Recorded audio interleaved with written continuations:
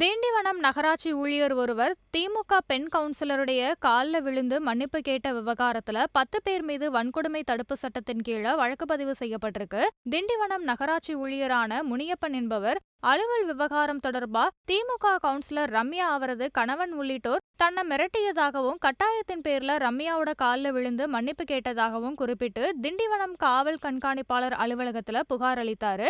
இது குறித்து விசாரணை நடத்தி சம்பந்தப்பட்டவங்க மீது நடவடிக்கை எடுக்குமாறு அதுல கோரிக்கை விடுத்திருந்தாரு. அதன் அடிப்படையில கவுன்சிலர் ரம்யா, அவரது கணவர் ராஜா, நகர்மன்ற தலைவருடைய கணவருமான ரவிச்சந்திரன் மற்றும் அதிகாரிகள் உட்பட 10 பேர் மீது வன்கொடுமை தடுப்பு சட்டத்தின் கீழ வழக்கு பதிவு செய்யப்பட்டது. இதற்கிடையில திண்டிவனம் நகராட்சி ஊழியரான முனியப்பன் தன்னை தகாத வார்த்தையால திட்டியதாகவும் மன்னிப்பு கேட்பது போல தாங்கிட்ட தவறா நடந்து கொண்டாரு அப்படின்னு குற்றம் சாட்டி ரம்யாவும் காவல்துறை கண்காணிப்பாளர் அலுவலகத்துல புகார் மனு அளிச்சிருந்தாங்க. இந்த விவகாரம் திண்டிவனம் நகராட்சியில பரபரப்பை ஏற்படுத்தியிருக்கு.